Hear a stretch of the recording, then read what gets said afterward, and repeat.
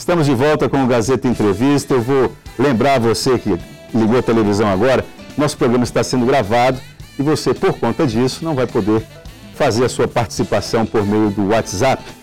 Mas nós conversávamos no primeiro bloco a respeito de algumas incompetências por parte do Estado, algumas intolerâncias do ponto de vista privado, a falta de uma condução responsável por parte de lideranças religiosas também e tal. Eu vou começar pelo rabo aqui, pastor Jota, porque o Hildo, falando a respeito da questão da participação do Estado, da importância do Estado na condução desse debate, falou a respeito, nos bastidores ali, antes de começar o programa, um problema relacionado à educação, Hildo. Eu queria que você colocasse, você é diretor de uma escola, qual escola? Isso, a Escola Pública Estadual São Francisco de Assis I. Então, a existência dessa escola, você estava narrando, ela denunciou um problema, né? O problema foi esse, eu queria que você compartilhasse com a gente. Então, no final dos anos 50 e início dos anos 60, as crianças cujos pais eram membros do Centro Espírita e Culto de Oração Casa de Jesus, Fonte de Luz, fundado pelo mestre Daniel Pereira de Matos, eram vítimas de intolerância religiosa nas escolas públicas. Elas sofriam maus tratos, sofriam xingamento e toda sorte de desrespeito pelo fato delas serem frequentadoras de uma religião que não eram do catolicismo, digamos assim, apostólico romano, né? É uma religião cristã de origem no catolicismo popular e que fazia uso da ayahuasca. Então as crianças chegavam em casa narrando os maus tratos, que a professora tinha xingado, que o coleguinha tinha zombado, chegavam narrando, chorando. Então a comunidade se reuniu e, para não ver mais as crianças sendo maltratadas na escola pública, eles se organizaram sob a liderança do seu Manuel Araújo, que durante muitos anos foi o principal dirigente do Centro Espírita Casa de Jesus, Fonte de Luz. Sentaram, bateram o tijolo e ergueram uma escola e disseram: a partir de agora nós vamos educar as nossas crianças. Aí, mais tarde, o Estado encampou Isso. a rede pública. Na década de 70, no final da década de 60, início da década de 70, o Estado encampou a escola. Então, o prédio pertence até hoje ao Centro Espírita, mas os professores, o currículo da escola e a orientação pedagógica é mantida pelo Estado. Pelo Estado. Então, até hoje. Você vê como que um problema de ordem religiosa teve uma participação fundamental do Estado para tentar...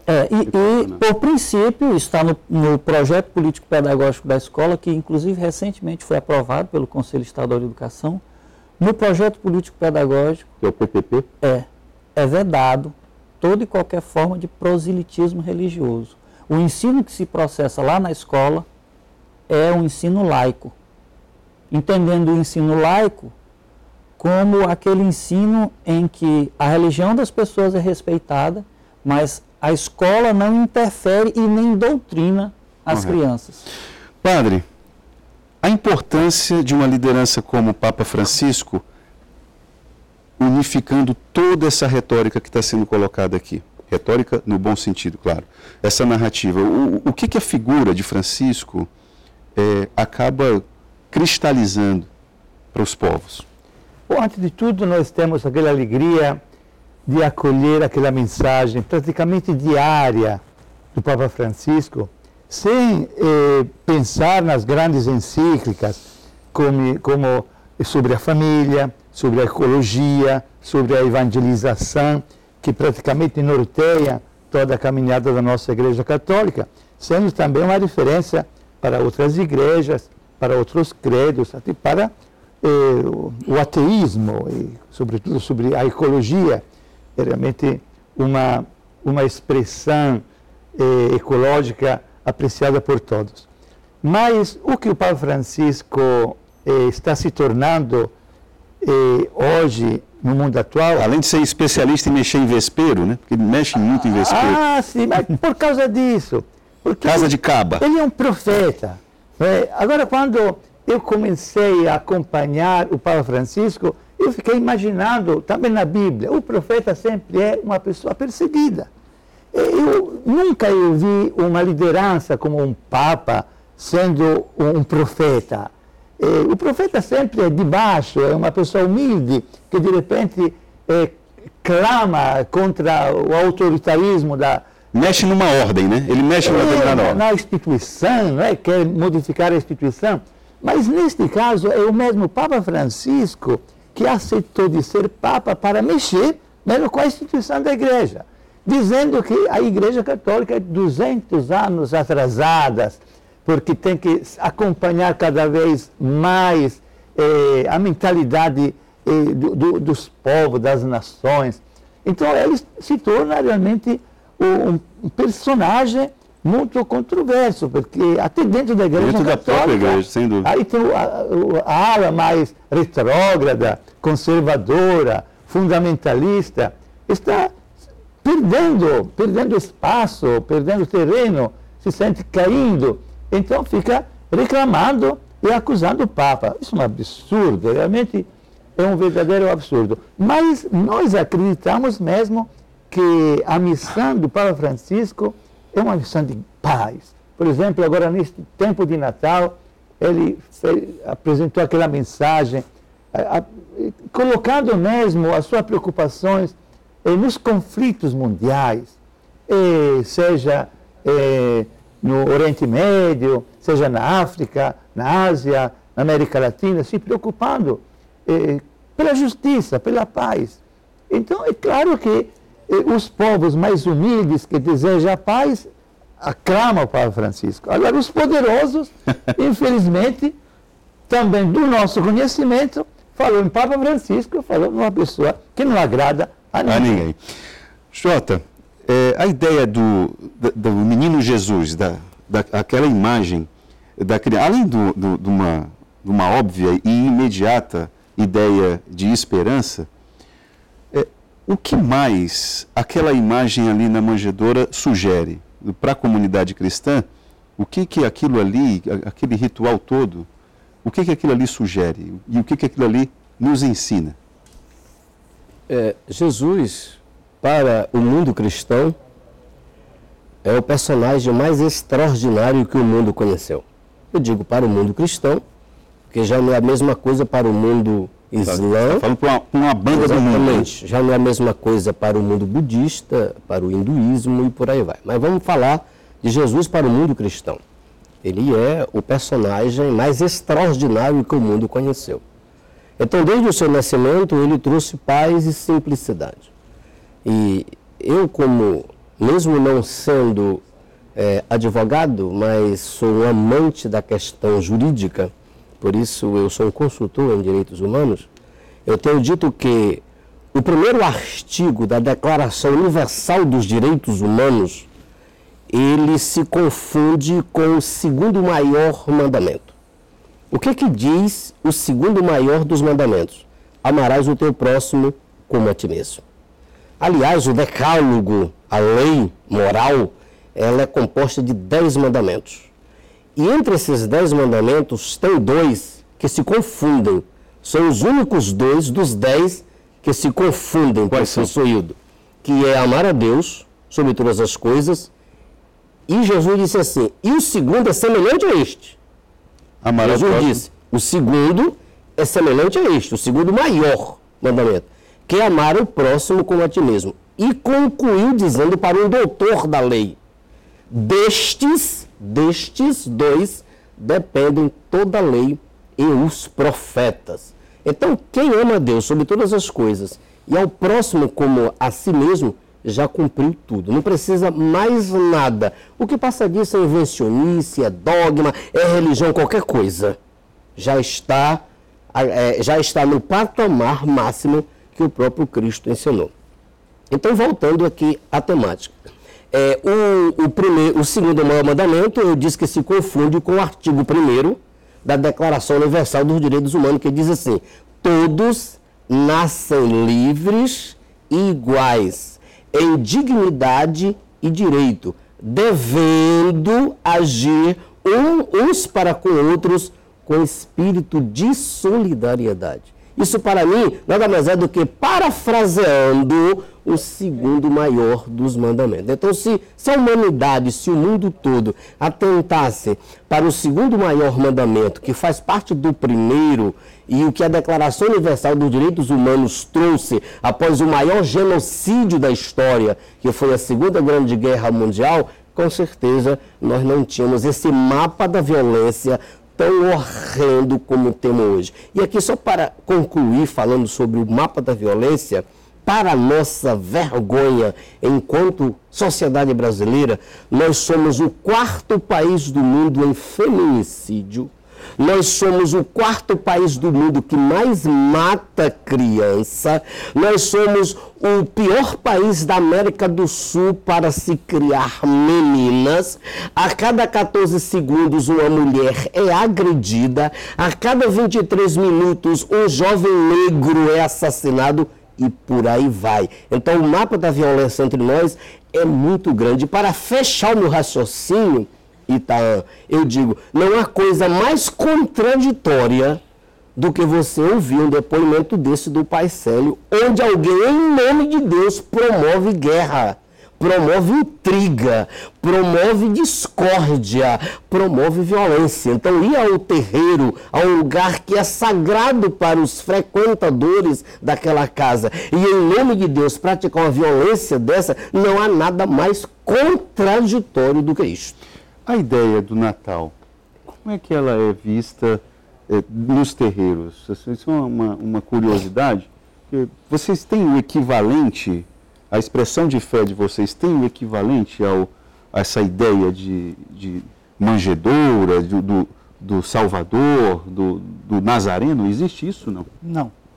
O que tem? Para a gente é Deus, né? O Senhor Supremo, Jesus Cristo, mas nós não cultuamos como a maioria das pessoas, o Natal, o nascimento de Jesus Cristo e toda a história que tem em volta. Nós temos o Natal, para a gente, candomblessista, aquele que seguimos a tradição de reunir com a família, de reunir com amigos, de ceiar, de trocar presentes, de conversar, de brincar, de estar juntos. Mas não no sentido do nascimento de Jesus Cristo, que essa foi a data do nascimento de Jesus Cristo, que se comemora o aniversário de Jesus Cristo. Entendo. Hildo, vocês são essencialmente cristãos também. Agora, o que a comunidade ayahuasqueira, sei que eu posso dizer isso, tem várias ramificações, tem várias denominações e tudo. O que ela precisa preservar de agora em diante, dadas as ameaças, dadas as ameaças que eu digo do ponto de vista mesmo legal, assim, nós estamos vivendo um tempo, do ponto de vista político, um pouco complicado no que se refere à preservação de direitos. Então, o que vocês precisam cuidar para que não se perca, para que não haja, como você disse no início, retrocesso? Do ponto de vista dessas religiões, elas são religiões essencialmente cristãs. Então, o princípio é preservar os valores cristãos, que já foi dito aqui, já foi ressaltado aqui, tanto pelo pastor J. Conceição, quanto pelo Padre Máximo, que é amar a Deus sobre todas as coisas e ao próximo como a si mesmo. Esse é o fundamento que precisa ser preservado. Se isso for observado, nós não vamos ter intolerância. Se isso for observado, as pessoas não vão ser importunadas na sua fé, não vão ser discriminadas por terem uma religião que interpreta a realidade dos fatos diferente da minha, né? E nós vamos viver em paz. Eu acho que esse é o fundamento. Então, do ponto de vista das religiões da Ayahuasca, esse é o fundamento que se busca. Inclusive, o que mais se fala lá, o que mais se pede nas orações é pela paz mundial, né? Pela paz. Isso é uma ideia meio abstrata demais, mas é algo concreto. Mas é concreto, porque cada vez mais isso se torna uma necessidade premente, porque nunca, dos últimos 70 anos para cá, né? Depois do Holocausto, da Segunda Grande Guerra, nunca se falou tanto em Deus E nunca nós tivemos um mundo tão intolerante. Tão violento. Tão violento, tão intolerante. Só pegando, quando você fala se falar e se pedir pela paz mundial, a mesma coisa acontece dentro das religiões de matriz africana. Né?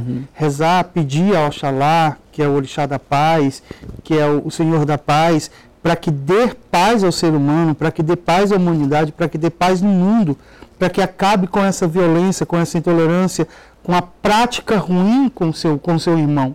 Porque, na verdade, eu sou o seu irmão, sou irmão do pastor Jota, sou irmão do padre Máximo, todos nós somos irmãos, somos filhos do mesmo Deus.